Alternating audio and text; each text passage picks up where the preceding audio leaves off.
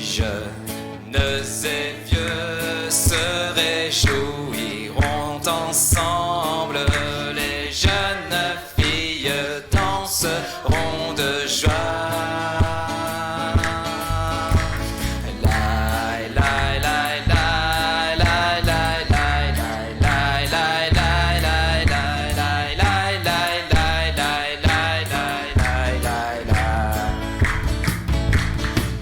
Je changerai leur deuil en allégresse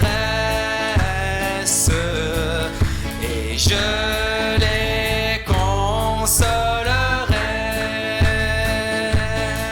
Je leur donnerai la joie au lieu du chagrin. Je leur donnerai la joie.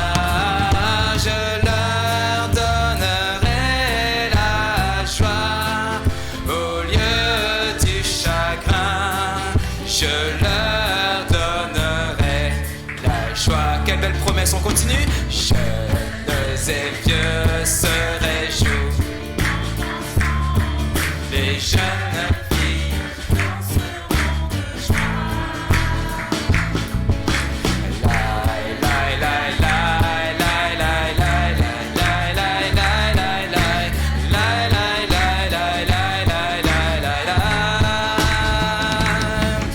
Changerai leur deuil en allégresse et je les consolerai.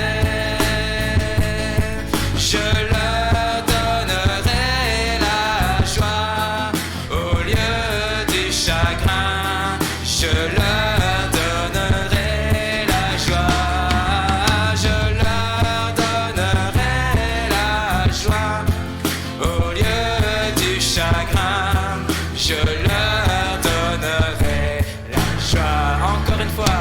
Jeunes et vieux se réjouiront ensemble, les jeunes filles danseront.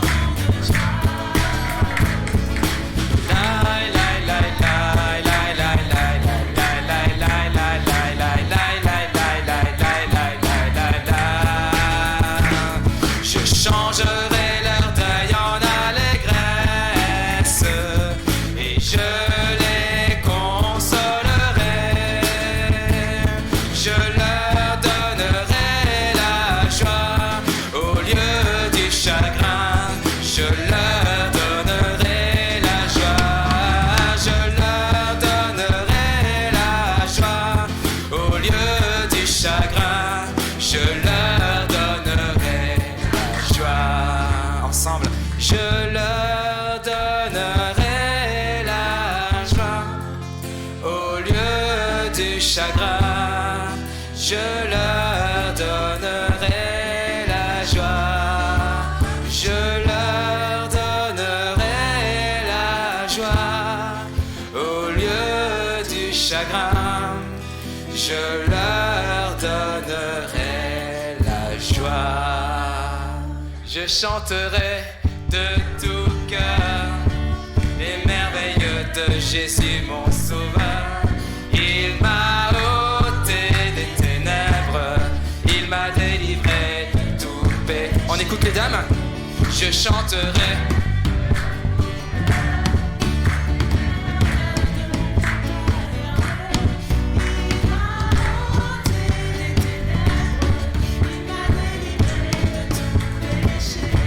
Les hommes, je chanterai de tout cœur les merveilles de Jésus mon Seigneur.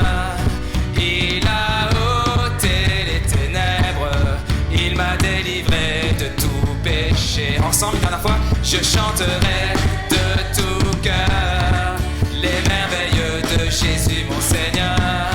Il m'a ôté des ténèbres, il m'a délivré de tout péché.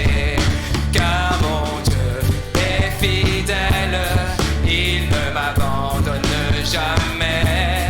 Je n'ai plus rien à craindre, car mon Dieu m'a libéré. Car mon Dieu est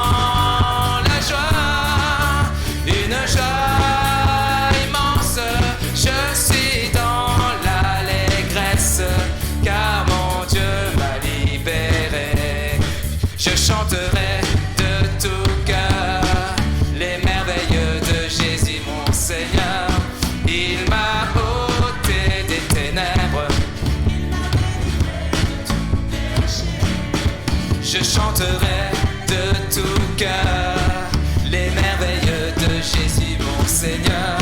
Il m'a ôté des ténèbres, il m'a délivré de tout péché. Car mon Dieu est fidèle, il ne m'abandonne jamais. Je n'ai plus rien à craindre, car mon Dieu m'a dit. Car mon Dieu est fidèle, car mon Dieu est fidèle, il ne m'abandonne jamais. Je n'ai plus rien à craindre, car mon Dieu m'a libéré. Je suis dans la joie, je suis dans la joie, une joie immense. Je suis dans l'allégresse, car mon Dieu m'a libéré. Je suis dans la joie, une joie immense. Je suis dans l'allégresse, car mon Dieu m'a libéré. Je suis dans l'allégresse, car mon Dieu m'a libéré. Je suis dans l'allégresse, car mon Dieu m'a libéré. Amen. Votre Dieu vous a libéré aussi? Notre Dieu nous a libérés? Je dis votre Dieu parce que quelque part on a une conception chacun différente de notre Seigneur. Mais s'il vous a libérés, n'est-ce pas une raison de se réunir et de dire au Seigneur, tu es bon. Tu es bon pour moi. Je veux le proclamer du sommet des montagnes. Ta grâce est sans limite, ta bonté sans égard, ta tendresse m'envahit, ta bonté me poursuit, ton amour m'émerveille. Vous vous êtes rendu compte de ce que vous avez chanté? Son amour vous poursuit. C'est pas vous qui courez après. Quoi qu'il en soit, son amour vous poursuit. Vous avez beau vous cacher, son amour vous poursuit. N'est-ce pas merveilleux? Ah, ça donne envie de le reprendre. Je veux le proclamer du sommet des montagnes. Ta grâce est sans limite, ta bonté sans égard, ta tendresse m'envahit, ta bonté me poursuit, ton amour m'émerveille. Et je chante car tu es bon, et je danse car tu es bon, et je crie de joie. Tu es bon pour moi, et je chante car tu es bon, et je danse car tu es bon, et je crie de joie. Tu es bon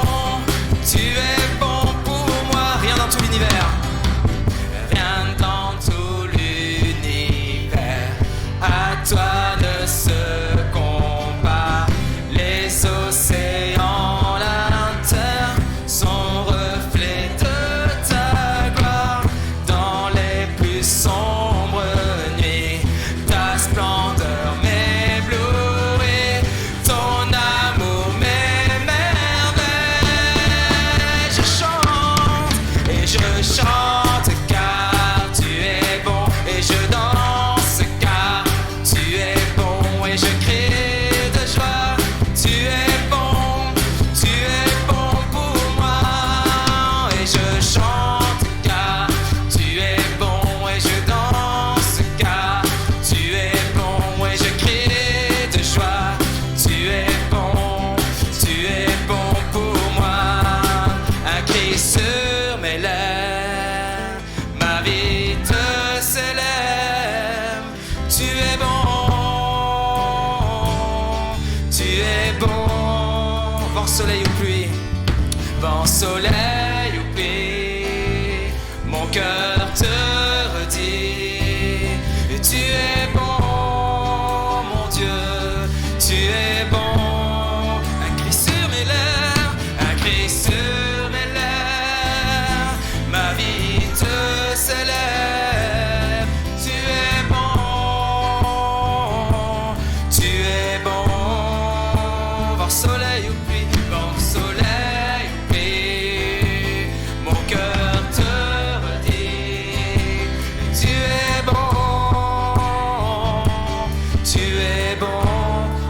bienvenue sur ce pont.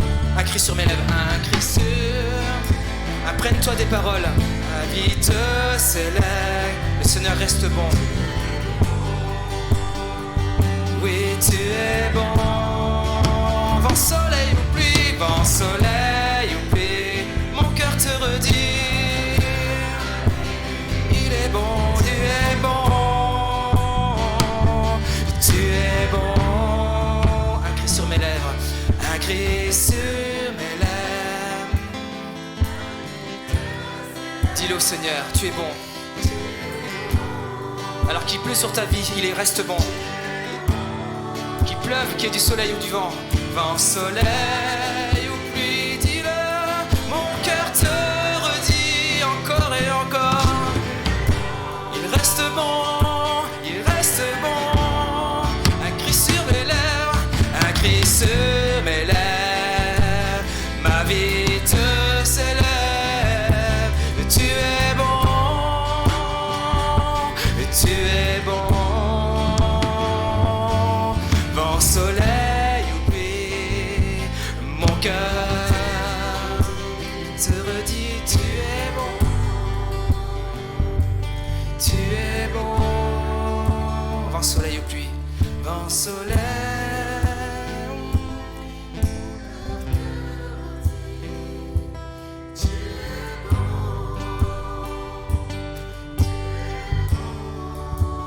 Vent, soleil ou pluie, vent, soleil.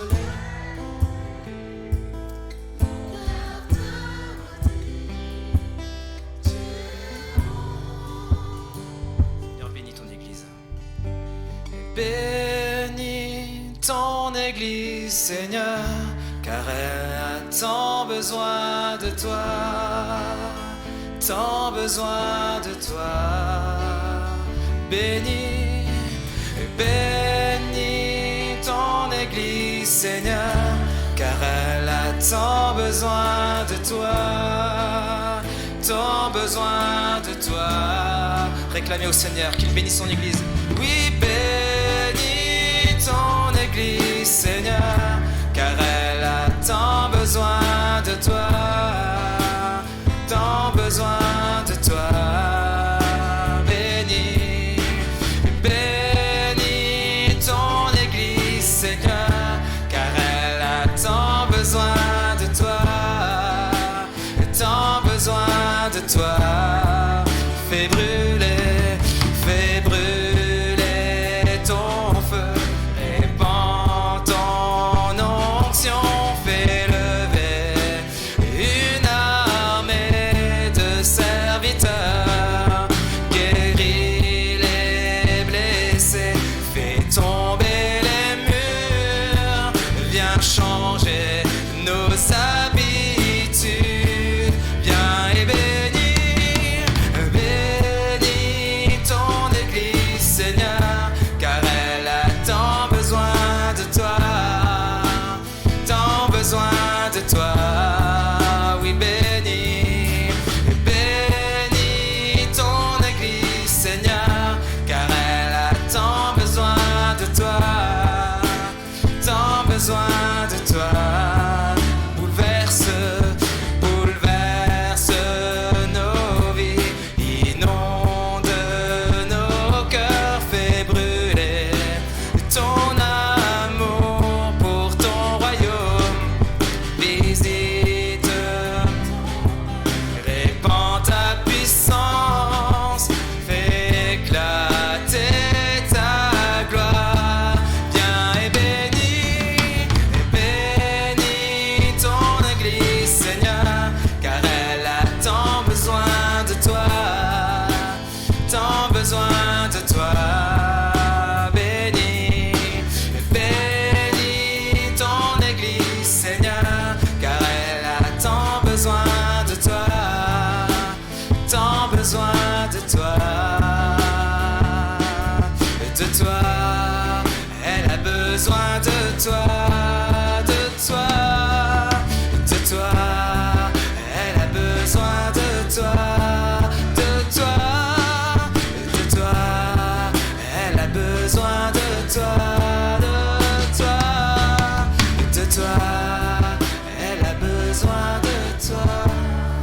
je vois nos enfants, c'est l'église de demain. Vous êtes d'accord avec cela? Non. Alors. Ah, celle d'aujourd'hui, n'est-ce pas? Alors nos enfants qui sont déjà en train de louer activement au sein de l'église, on va prier pour eux. Bénis nos enfants, Seigneur, car ils ont tant besoin de toi, tant besoin de toi. Bénis nos enfants, Seigneur, car ils ont tant besoin de toi, tant besoin de toi. Et garde-les en toi, Jésus. Bénis nos enfants, Seigneur, car ils ont tant besoin de toi. Bénis nos enfants, Seigneur, car ils ont tant besoin de toi, tant besoin de toi. Que le Seigneur également puisse bénir nos foyers qui sont touchés. Bénis nos enfants, Seigneur, car ils ont tant besoin de toi, tant besoin de toi. Bénis nos foyers, Seigneur, car ils ont tant besoin de toi, tant besoin de toi, de toi. Elle a besoin de toi, de toi. Elle a besoin de toi, de toi. Change mon cœur, Seigneur,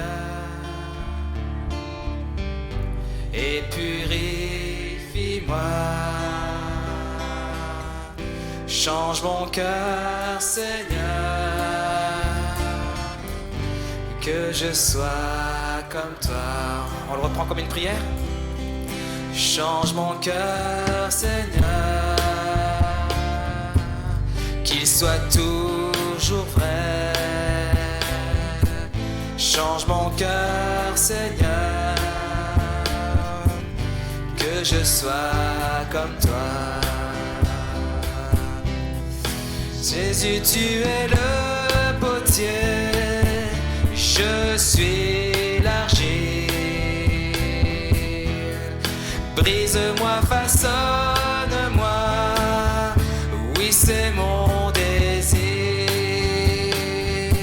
Change mon cœur, Seigneur,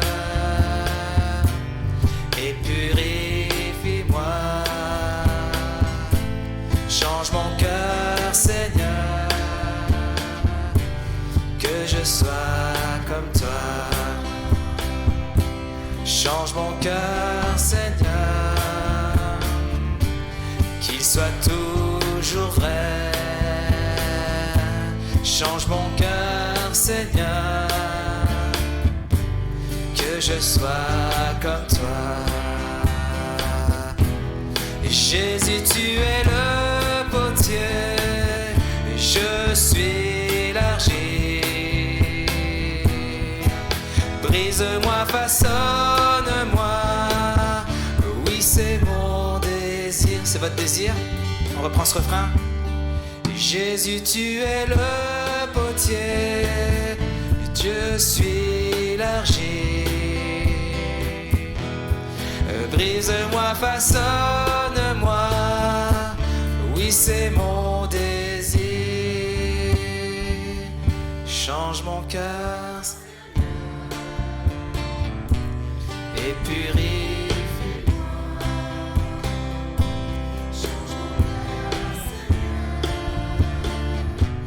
Que je sois comme toi. Change mon corps, Seigneur. Change mon cœur, Seigneur, qu'il soit toujours vrai. Qu'il soit toujours vrai. Change mon cœur, Seigneur,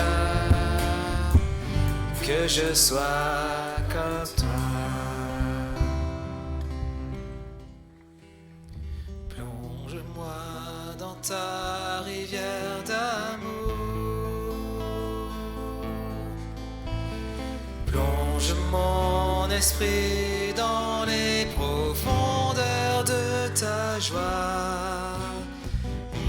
borde le désert de mon âme par la douce pluie du ciel. Mon âme est rafraîchie quand ton onction m'envahit. Je suis gestor et guéri quand ton onction m'envahit. Mon âme est rafraîchie quand ton onction m'envahit. Je suis restauré, guéri quand ton onction m'envahit. Nous adorons Adonai. Nous adorons El Shaddai. Nous élevons ton grand nom. Nous te louons, Seigneur.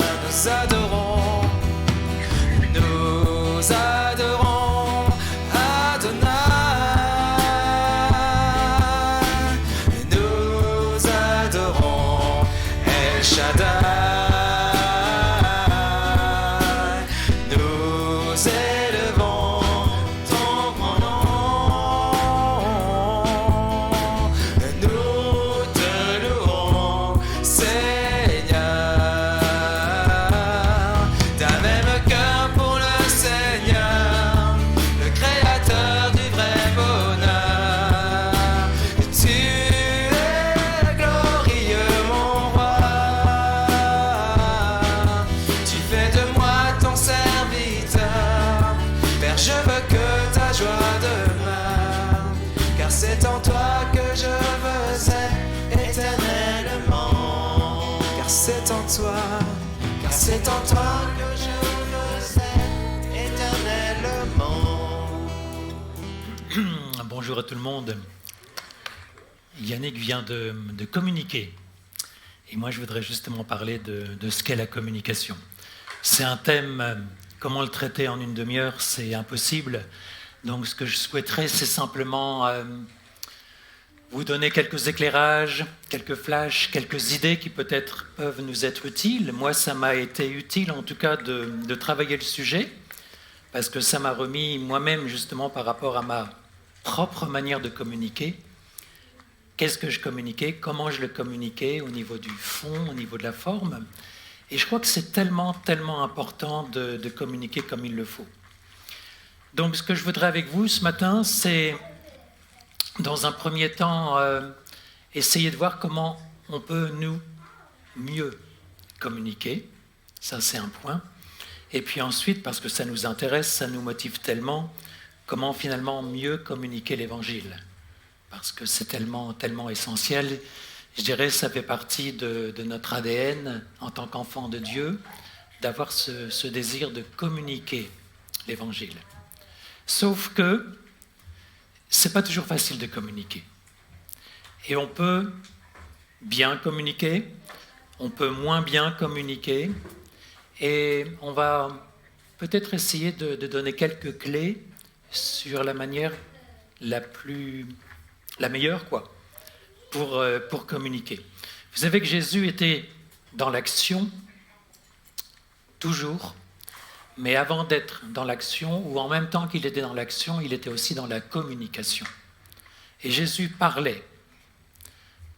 Jésus disait beaucoup de choses. Jésus communiquait au travers de paraboles, vous le savez, au travers d'exemples qu'il tirait finalement de ce qu'il connaissait, de ce que le Père lui disait de communiquer aussi. Et c'est tellement important donc peut-être de s'inspirer de ce que disait Jésus. Mais je dirais, nous aujourd'hui, on est au XXIe siècle et il est important qu'on communique comme le Seigneur le souhaite. Alors, qu'est-ce que communiquer ? Vous connaissez probablement un texte, sinon on va le découvrir ensemble, un texte de Bernard Werber qui nous montre un petit peu les écueils de la communication. Et il nous montre que finalement la communication c'est un petit peu comme un oignon que l'on pèle et au fur et à mesure qu'on va enlever des pelures, je ne suis pas cuisinier, en tout cas des pelures d'oignons, à force d'en enlever, peut-être qu'il ne reste plus grand-chose de l'oignon original. Parce qu'à force d'avoir enlevé, eh bien, on arrive au cœur de l'oignon, mais peut-être qu'une grande partie a disparu. Alors voilà ce que je vous propose de lire ensemble. Qui connaît cette citation ? Je suis le seul. Alain connaît. Ah, vous me rassurez. Alors, je vous propose de relire ça tranquillement. Entre ce que je pense, ce que je veux dire, ce que je crois dire, ce que je dis, ce que vous avez envie d'entendre, ce que vous croyez entendre, ce que vous entendez, ce que vous avez envie de comprendre, ce que vous croyez comprendre, ce que vous comprenez, il y a 10 possibilités qu'on ait des difficultés à communiquer. Mais essayons quand même. Et la fin est intéressante parce qu'elle dit, après tout, c'est pas forcément facile de communiquer, mais essayons quand même. Et je crois que c'est très important. Dans la communication, il y a un émetteur, c'est celui qui transmet, et puis il y a un récepteur, c'est celui qui reçoit la communication. Et on se rend bien compte que, d'après ce que nous est dit là, quelquefois de manière un petit peu humoristique, c'est un petit peu à prendre au deuxième degré, il peut y avoir un souci aussi bien au niveau de l'émetteur que du récepteur. Et je dirais même, il peut y avoir un souci au niveau des deux. À ce moment-là, la communication, finalement, est encore plus modifiée, transformée, et finalement, on n'atteint pas le but initial, le but du départ. Et je pense qu'on est tous, dans notre désir de communiquer avec les autres, un petit peu confrontés à cette situation. Il y a des choses que je pense, j'aimerais bien les dire, je pense que je les transmets, et puis donc, à un moment donné, je les dis. Mais ça ne suffit pas. La personne qui est devant moi a peut-être envie d'entendre certaines choses de ma part. Et ainsi de suite. Et à la fin, il y a vraiment un décalage. Alors essayons de voir un petit peu plus clair à ce niveau-là. Est-ce qu'on a besoin, au niveau de la communication, d'être nécessairement toujours d'accord ? Mais je ne crois pas. Et heureusement d'ailleurs. Il y en a qui sont du matin, il y en a qui sont du soir. Il y en a qui aiment la mer. Nous ici, à Saint-Malo, on aime la mer, je crois. Mais il y en a d'autres qui aiment la montagne ou la campagne. Il y en a qui aiment la musique, il y en a qui n'aiment pas. Et même parmi tous ceux qui aiment la musique, il y en a qui aiment un style de musique, et d'autres évidemment autre chose. Il y a des personnes qui aiment lire, et puis il y a des personnes qui en permanence sont connectées à leur écran. Ce qui fait qu'on peut avoir des idées, je pense, sur ce qui est bon, sur ce qui est juste, mais au niveau de la communication, je crois que peut-être une première chose à vouloir dire, c'est que communiquer, ce n'est pas forcer la personne en face de moi à adopter nécessairement mon point de vue. Et je crois que le Seigneur, quand il communiquait, il respectait les goûts, il respectait les personnes en face de lui, et il avait, je pense, une manière extrêmement individualisée de communiquer. On va le voir tout à l'heure. Il ne disait pas à tout le monde les mêmes choses. On a quelquefois, nous, envie, en tant que chrétiens évangéliques, puisqu'on connaît bien notre Bible, de donner des versets. Je crois que le Seigneur n'était pas dans la démarche de devoir nécessairement débiter des versets au premier venu, ou en tout cas des paroles de l'Écriture, ou en tout cas même des paroles concernant la loi. Mais ce que faisait le Seigneur, c'est qu'il était vraiment adapté, connecté, concerné par la personne qu'il avait en face de lui. Et je crois que quelquefois, ça nous manque. Donc peut-être premier point que je rappelle, communiquer, ça n'est pas forcer la personne que nous avons en face de nous à nécessairement adopter notre point de vue. Mais on va aller plus loin. Évidemment, en tant que croyant, on est content de communiquer l'Évangile, et c'est indispensable. Mais finalement, on se rend compte que toute l'histoire nous le montre, et je dirais même ne serait-ce que toutes les religions finalement qui existent, comme on a dévié du message originel, comme on a pu, et même au niveau du protestantisme, avec tout un tas de chapelles, d'étiquettes, d'églises, de dénominations différentes, finalement, je dirais s'approprier une vérité, et puis parfois décider que nous étions les seuls, les vrais, à avoir cette vérité à l'intérieur de nous. Je pense que la diversité des idées est intéressante. Je vais vous donner un exemple tout simple. Quand on se réunit au conseil de l'Église, on est souvent 5. 5 personnes. 5 personnes, ça fait forcément 5 avis différents. Au départ. Et puis au fur et à mesure, mais je pense que ce n'est pas propre à ce que nous vivons, mais je crois que c'est propre à tout groupe qui se réunit. Au fur et à mesure que les idées sont échangées, que l'on peut partager, eh bien, il y a une espèce une forme de convergence finalement qui fait que, à partir d'idées qui ne sont pas forcément les mêmes, et tant mieux d'ailleurs, on arrive à ce qu'on appelle un consensus. Ce qui fait que communiquer, c'est peut-être une deuxième chose que j'aimerais dire, c'est comprendre que des avis différents nous permettent d'élargir notre compréhension. Je répète, des avis différents nous permettent d'élargir notre compréhension.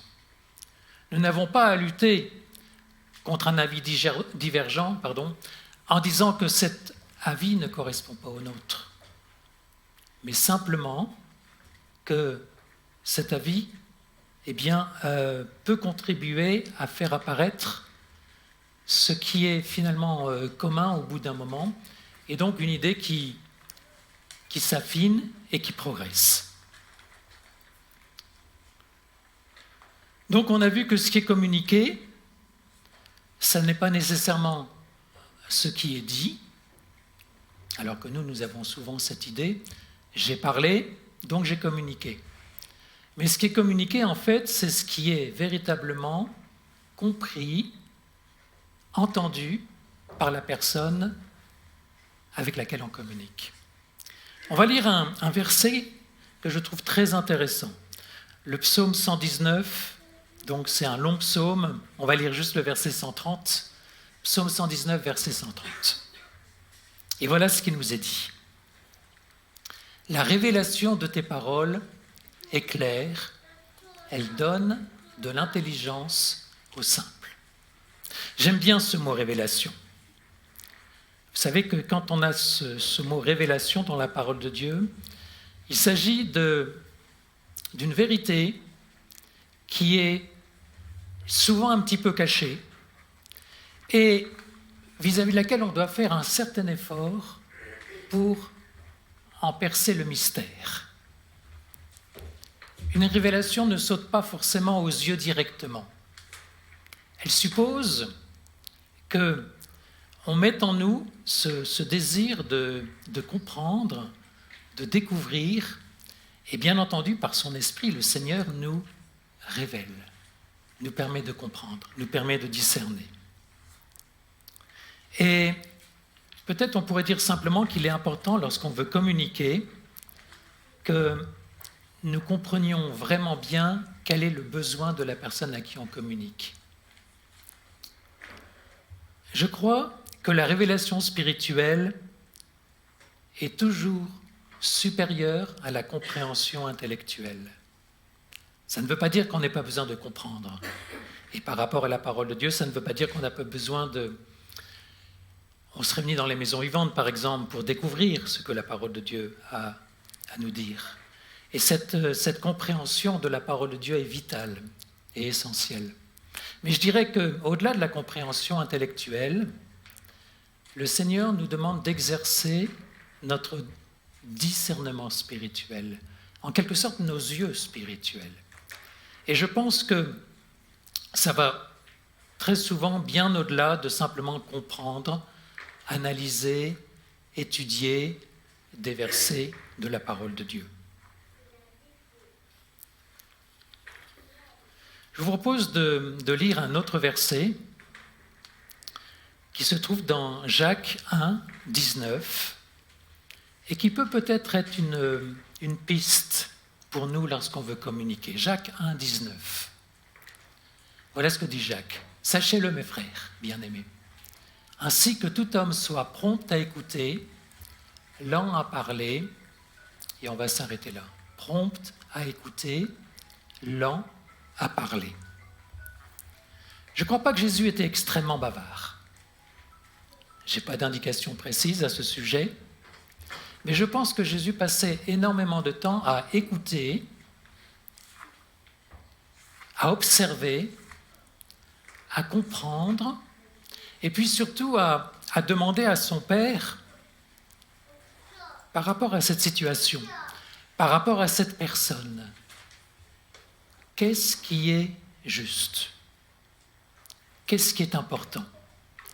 Et si vous analysez un petit peu si vous lisez simplement les paroles de Jésus à ses auditeurs, vous allez voir qu'il est extrêmement précis. À la femme samaritaine, il ne dit pas « vends tout tes biens ». Et inversement, au jeune homme riche, il ne dit pas « tu as besoin de l'eau que moi seul je peux te donner ». Jésus s'adapte parfaitement à la personne à laquelle il s'adresse. Un autre petit exemple qui montre que finalement, dans notre communication, il nous faut, je dirais, tempérer les choses parfois. Si on demande à un peintre, un bûcheron ou à un militant écologiste de décrire un arbre, vous aurez forcément 3 descriptions très différentes. Parce que chacun va voir l'arbre de son propre point de vue. Est-ce que le peintre a plus raison que le bûcheron? Pas nécessairement. Sauf que les deux vont avoir une vision complémentaire. Et je dirais chacun dans sa vision, dans son idée, eh bien,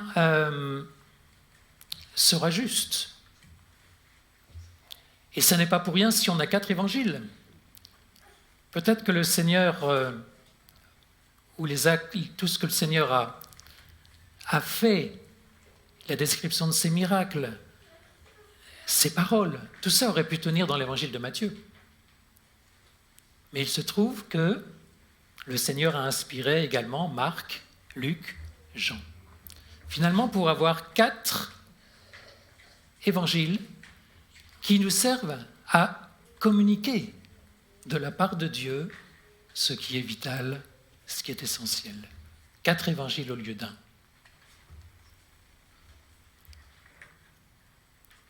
Je vous propose un autre verset encore, Matthieu 6, 22, 23.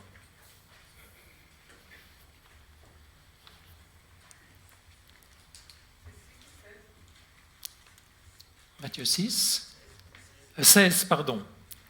Excusez-moi. Non, je crois que, alors là, il y a une petite erreur. C'est ce verset qui nous dit que l'œil est la lampe du corps. Alors, il y a peut-être une erreur. Est-ce que ce n'est pas Matthieu 6, 22, 23? Peut-être j'ai communiqué 16. Est-ce qu'il est possible d'aller sur le verset 6? J'ai peut-être fait une erreur. D'accord, c'est Matthieu 6, pardon. Désolé, je t'ai indiqué 16, c'est 6. Matthieu 6. L'œil est la lampe du corps. Si ton œil est bon, si ton œil est en bon état, tout ton corps sera éclairé. Qu'est-ce que ça veut dire? Il est question de l'œil, il est question de la lampe. Vous savez que Dieu a mis en nous, dans chacune de nos vies, une lampe. C'est lui-même, c'est la parole, c'est Jésus. Ça, c'est la lampe. D'accord? Et vous savez aussi qu'une lampe qui n'a pas de combustible, qui n'a pas d'huile, ne peut rien produire, ne peut pas éclairer. Et je pense que cette image de la lampe qui a besoin nécessairement d'huile pour éclairer, pour illuminer, pour montrer là où il y a des ténèbres, par exemple dans une maison qui est sombre, cette lampe est nécessairement associée à l'huile. On va dire que la lampe représente la parole de Dieu et l'huile représente l'illumination de l'Esprit de Dieu en nous pour comprendre et connaître et découvrir cette parole. Mais il y a une autre chose encore en dehors de la lampe et de l'huile. Il y a l'œil. Et l'œil est finalement, dans la parole de Dieu, notre capacité personnelle à voir, à discerner et à comprendre. Donc c'est extraordinaire d'avoir une lampe avec de l'huile, mais si nous n'avons pas l'œil, qui est l'outil, en quelque sorte, qui nous permet d'entrer dans la parole de Dieu et l'huile de l'Esprit, eh bien, si nous n'avons pas cet œil en bon état, tout cela est vain. Parce que nous nous mettons dans l'illusion, nous nous trompons. Et donc, c'est pour ça que Jésus va dire, si l'œil est en mauvais état, tout ton corps sera dans les ténèbres. Et si donc la lumière qui est en toi est ténèbres, combien seront grandes ces ténèbres? Ça semble un petit peu curieux. La lumière qui est en toi peut être ténèbres. Est-ce que vous avez déjà réfléchi à ce qui nous est dit là? La lumière qui est en toi peut être ténèbres. Ça semble tout à fait incompatible. Je crois que Jésus nous dit simplement que nous avons en Jésus la lumière. Et nous avons besoin de l'outil qui est l'œil pour comprendre, pour discerner. Donc on peut dire,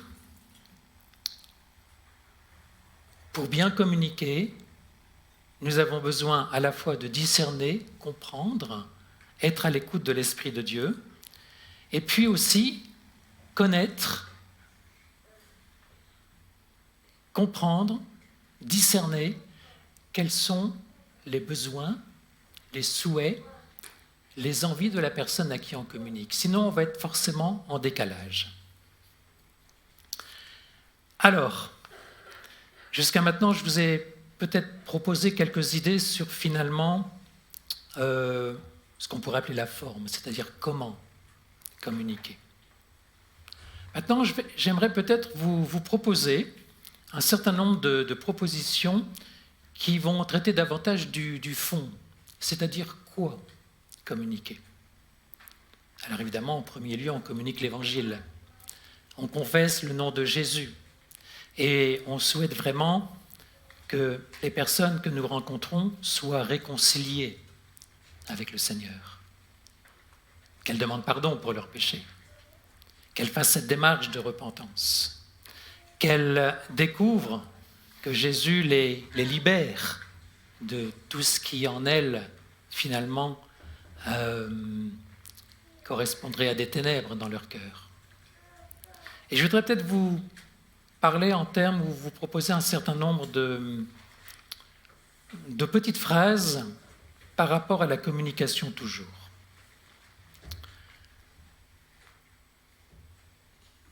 Voilà, je vous en propose 6 ou 7. Première proposition, si tu dis qu'il y a un péché que Dieu ne peut pas pardonner, est-ce que tu communiques vraiment l'Évangile? On sait que Dieu pardonne tous les péchés. Est-ce qu'on est d'accord avec ça?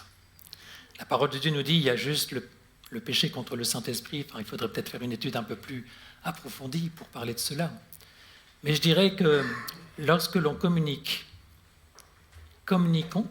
qu'il n'y a aucun péché que Dieu ne puisse pardonner. Ça, c'est essentiel. Si tu dis qu'il y a une limite à la grâce de Dieu, communiques-tu l'Évangile? Quelquefois, nous, on dit, la grâce de Dieu, ça va, c'est bien, mais jusqu'à un certain point. Il ne faut pas dépasser, il ne faut pas déborder. Moi, je crois qu'il n'y a aucune limite à la grâce de Dieu, et il faut le dire à la personne avec laquelle on communique. Si tu dis que Dieu n'accorde ses bénédictions qu'à ceux qui lui obéissent, est-ce que tu communiques l'Évangile? Et là encore, la réponse est non. Les bénédictions que Dieu nous donne n'ont aucun rapport avec notre obéissance. Alors attention, ça ne veut pas dire que Dieu aime tout ce que l'on fait. Dieu, probablement, nous reprend pour un certain nombre d'actions, de paroles, d'attitudes que nous avons, et Dieu n'approuve pas ces choses-là. Mais en même temps, les bénédictions que Dieu accorde ne dépendent pas de notre obéissance vis-à-vis de lui. Sinon, on arriverait à un espèce de programme de sainteté, et on dirait les plus saints d'entre nous reçoivent davantage de bénédictions que les autres. Et je crois que ça n'est pas non plus communiquer l'Évangile. Si tu dis que certaines attitudes disqualifient une personne pour faire partie de l'Église, communiques-tu l'Évangile? Et là aussi, on est d'accord, on va dire que non. Et on sait comme Jésus s'adressait à tous ceux qui étaient les plus pécheurs, finalement, de son temps. Donc, communiquons bien en disant, je pense qu'on est tous d'accord, n'empêche que quelquefois, dans notre mentalité, c'est compliqué parfois de ne pas juger. Mais Dieu accueille chacun dans son Église, y compris les plus grands pécheurs. Vous savez ce qu'a dit Paul? Je suis le plus grand pécheur. Si tu dis que plus nous obéissons à Dieu, plus il nous aime, communiques-tu l'Évangile? Absolument pas. L'amour de Dieu ne dépend pas de notre obéissance. Et pendant tout un temps, j'ai cru qu'obéir davantage à Dieu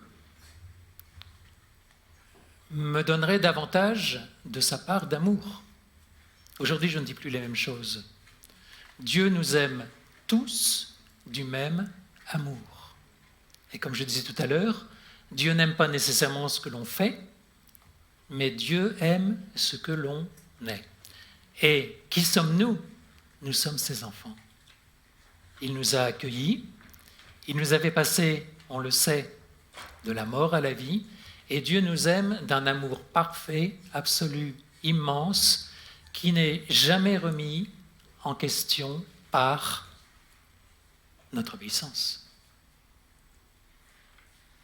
Quelquefois, des parents disent, je l'ai déjà entendu, « Tu as fait telle chose, je ne t'aime plus. » Vous n'avez jamais entendu ces choses-là? Un peu comme si l'amour des parents vis-à-vis de leur enfant était lié à l'obéissance de ces enfants-là vis-à-vis de ses parents. Mais des parents aiment, j'espère, leurs enfants indépendamment de leurs actions, de leurs attitudes, de leurs paroles. Ne prêchons pas un Dieu vengeur. Ne communiquons pas un Dieu qui ferait qu'on tomberait en quelque sorte dans des mérites, dans des grâces particulières, et qui ferait que, Seigneur, tu as vu tout ce que j'ai fait pour toi. Tu as vu comme j'ai obéi à tout ce que tu m'as demandé. Je crois que tu vas m'aimer encore plus maintenant. C'est une communication que nous ne devons pas avoir vis-à-vis des personnes autour de nous. On est d'accord? Oh, vous êtes un bon public, hein, vous êtes d'accord avec tout. Si tu dis que tout chrétien devrait penser, croire, agir comme toi, communiques-tu l'Évangile? Certainement pas. Alors, Paul nous dit, soyez mes imitateurs. Et Paul avait des raisons de le dire, peut-être, parce que lui vivait l'Évangile parfaitement. Mais en même temps, notre modèle à nous, on est d'accord, c'est Jésus. C'est surtout pas nous. Et même si on avait des prières pour ressusciter les morts, même si on avait une foi à déplacer les montagnes, nous ne sommes jamais à mettre en position de modèle et à dire « tu devrais penser comme moi, tu devrais agir comme moi, tu devrais faire comme moi ». Et vous savez, comme Jésus a été finalement, par rapport aux pharisiens, sévère, parce que les pharisiens s'érigeaient en tant que modèle par rapport à leurs contemporains. Et les pharisiens disaient, vous devez, ils disaient au peuple, vous devez faire comme nous, vous devez prier comme nous, vous devez suivre la loi comme nous. Un dernier point, si tu dis que notre relation avec Dieu est basée sur notre respect des 10 commandements, communiques-tu l'Évangile? Non, évidemment. Notre relation avec Dieu n'est pas basée sur notre respect des 10 commandements. Les 10 commandements sont donnés comme modèle, comme, comment on dit, guideline, je cherche le mot français, un guide, oui, on va dire un guide tout simplement. Oui, comme règle, comme, je dirais, ce que le Seigneur nous demande de suivre, mais en aucun cas, je dirais, ce qui va nous condamner si jamais, d'une manière ou d'une autre, on n'y arrive pas. Et la parole de Dieu est parfaitement claire pour dire que personne ne peut satisfaire à toutes les exigences de la loi. Donc, dans notre communication, n'allons pas rajouter ce qui n'existe pas et ce qui n'est pas finalement dans la parole de Dieu. Voilà, je voudrais en arriver à la conclusion et simplement dire peut-être, communiquer, ce n'est pas asséner des vérités. C'est donner à celui qui reçoit la communication la possibilité de faire un chemin dans lequel la vérité va progressivement venir en lui, je dirais un peu comme une évidence.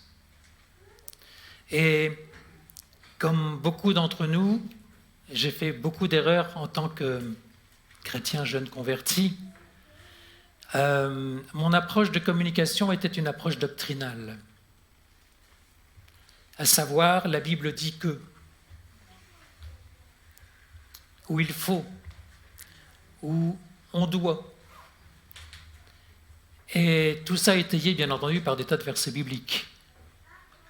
Mais je crois que l'approche pour la véritable communication est différente.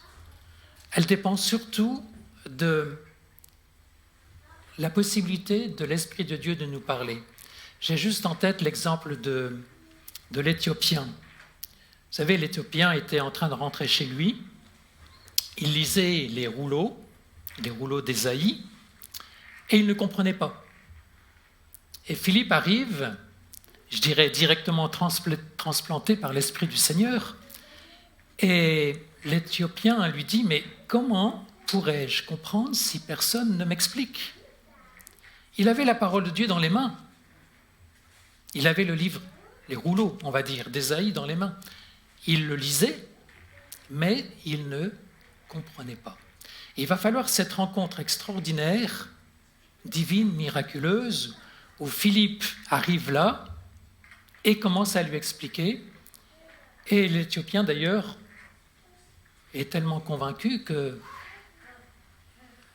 la question arrive, mais qu'est-ce qui empêche finalement que tu te fasses baptiser là maintenant tout de suite? Tu as tout compris. J'avais l'exemple aussi de Pierre et Corneille.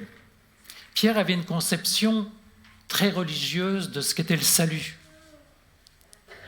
Et finalement, il va falloir que l'Esprit de Dieu lui montre que le salut est non seulement pour les Juifs, mais évidemment pour tout homme sur la surface de la terre qui va accepter, qui va reconnaître que Jésus est Seigneur. Et non seulement Pierre fait cette découverte, mais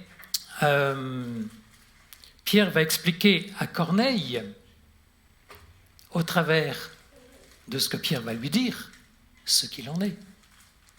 Donc vous voyez que la dépendance de l'Esprit de Dieu est absolument nécessaire dans notre communication. Et je vais simplement terminer par là. Demandons vraiment au Seigneur quand je communique, quand je parle, quand je m'adresse à quelqu'un, quelles sont les paroles, Seigneur, que toi tu aurais dites. Et pas seulement les paroles, mais vous savez qu'on peut avoir une communication évidemment verbale, mais on peut avoir une communication gestuelle, on peut avoir une communication en fait multiforme. Autrement dit, comment veux-tu que je communique, pas seulement nécessairement au niveau de paroles, mais comment veux-tu que je communique ton évangile devant la personne, devant cette personne qui est en face de moi. Et je reconnais avoir fait des erreurs, moi personnellement, dans ma communication. Et je crois que notre communication est perfectible. Et si notre désir est vraiment de communiquer l'Évangile, demandons au Seigneur. Ça s'apprend avec le temps. Jamais trop tard pour progresser. Inspirons-nous de la manière dont Jésus communiquait. Non pas pour, évidemment, répéter de manière un petit peu stéréotypée ce qu'il disait, mais au niveau des attitudes, au niveau des paroles, apprenons à vraiment communiquer. Ou en tout cas, continuons à communiquer de plus en plus. Seigneur, merci, parce que toi, tu communiquais de manière parfaite. Jamais une parole de trop, et en même temps, toutes les paroles qui étaient nécessaires. Et Seigneur, dans ma vie, dans nos vies, comme nous sommes parfois de bonne volonté, mais insuffisants, je te prie vraiment pour mes frères et sœurs, pour moi-même, de communiquer selon toi, selon tes principes, selon ta parole. Aide-nous à rendre l'Évangile autour de nous vivant, réel, concret. Et merci pour tout ce que tu veux créer en nous. Merci parce que nous sommes finalement des disciples qui ont besoin d'apprendre, qui ont besoin de découvrir. Alors merci pour la manière dont tu veux nous, les uns et les autres, et bien nous permettre de progresser dans ce domaine. Nous voulons vraiment communiquer l'Évangile, nous voulons communiquer Jésus vivant. Et comme nous voulons dépendre de ton esprit. Aide-nous, Seigneur, et permets que nous marchions là aussi de progrès en progrès, comme dit ta parole. Amen.